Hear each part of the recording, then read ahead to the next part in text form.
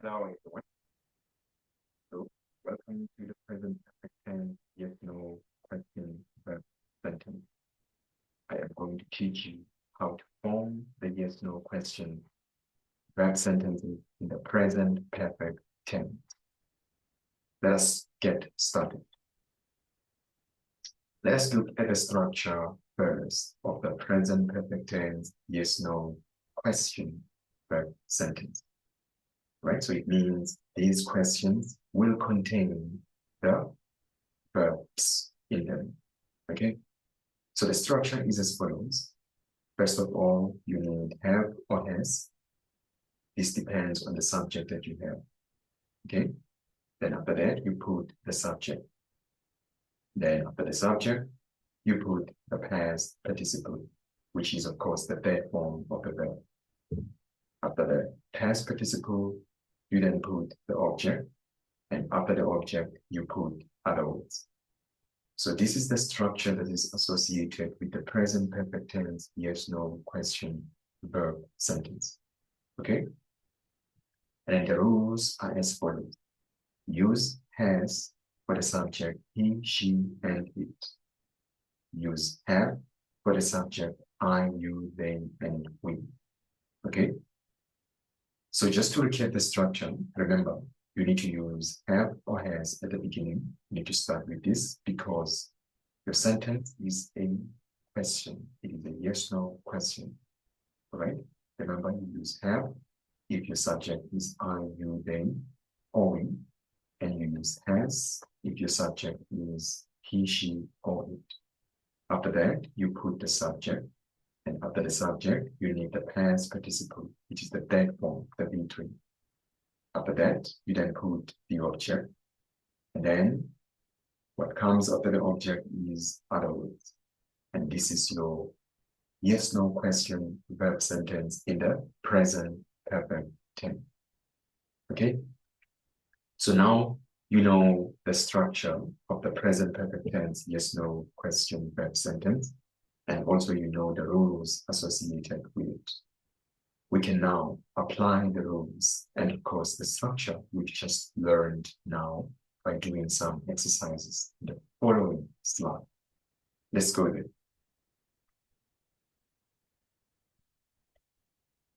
The exercise is as follows.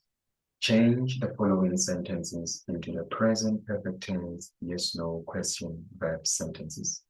So change the following sentences into the present perfect tense yes/no question verb sentences. Let's start with number one. Number one, Gap, she kicked the ball very well. When we look at the structure, you can remember that we said we start with have or has, okay? And then since our subject is a she, so we need to start with has, okay? And then our verb needs to be the third form, the past participle. So kick is a regular verb. So it means, of course, the third form is the same as the second form, which is, of course, kicked with an ed at the end. Therefore, the correct sentence becomes, has she kicked the ball very well? Number two, Gap, the baby cried over nothing. Okay, so you've got the subject here, the baby. The baby can be a he or a she. As such, it means that we have to start with has. And then the verb cry has to be in the third form. Cry is also a regular verb, and therefore it needs to end with an ed. So it becomes cried. Therefore, the correct sentence becomes, has the baby cried over nothing? Number three, Gap might play football with his friends. Okay, Mike, it's a he, and therefore we have to use has at the beginning. Play is also a regular verb, so it needs to end with ing to make it be in the third form, the past participle. The correct sentence as such becomes, has Mike played football with his friends? Number four, Gap, I walk to work in the morning. Okay, so the subject I, and therefore we have to use have, because the rule said for the subjects I, you, they, and we use have. And our verb walk is a regular verb, and therefore it needs to end with an ed. The correct sentence therefore becomes, have I walked to work in the morning? 5. Get you sing with the choir. Subject you, and therefore we have to use have at the beginning, because the rule says for I, you, they, and we use have. And with the verb, we need to use the third form, which is sung. So sing is the infinitive. The second form, which is the past form, is sang with an A. And the third form, the past participle, V3, it's sung with a U. The correct sentence therefore becomes, have you sung with the choir? 6. Get they run together to bond. Okay, the subject is they, and therefore we have to use have at the beginning. Okay, and run needs to be changed to the third form, and the third form of run is actually run. Okay, because the infinitive is run, the past form is ran with an A, and the third form, the past participle, the V3, it's run, which is similar to the infinitive. The correct sentence therefore becomes, have they run together to bond?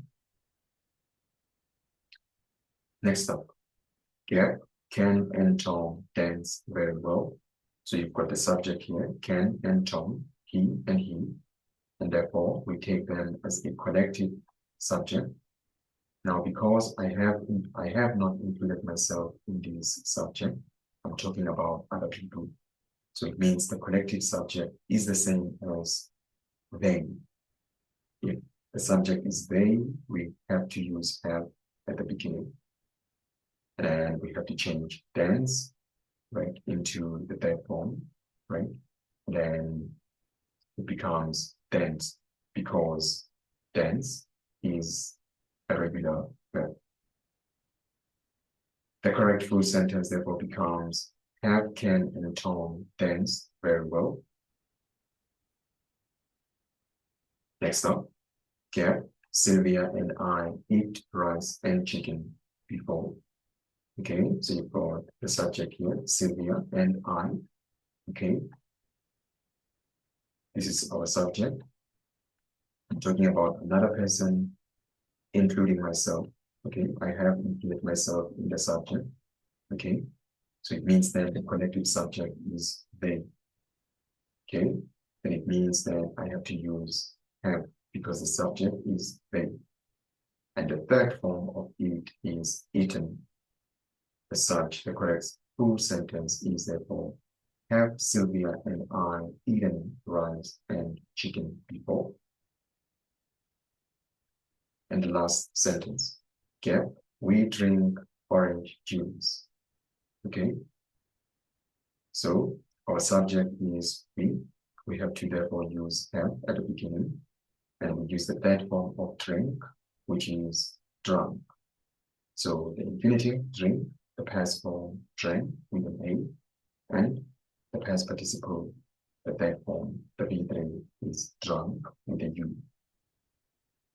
As such, the correct sentence is, have we drunk orange juice? All right, and this is all about the present perfect tense yes/no questions. Okay, so at the beginning, of course, we looked at the structure, and after that, we looked at the rules, and then lastly, we applied the rules and the structure by doing these exercises we've just done now. Perfect. I hope that you enjoyed the class as much as I did, and hopefully you learned a lot. Please do look out for the next video that I am going to upload.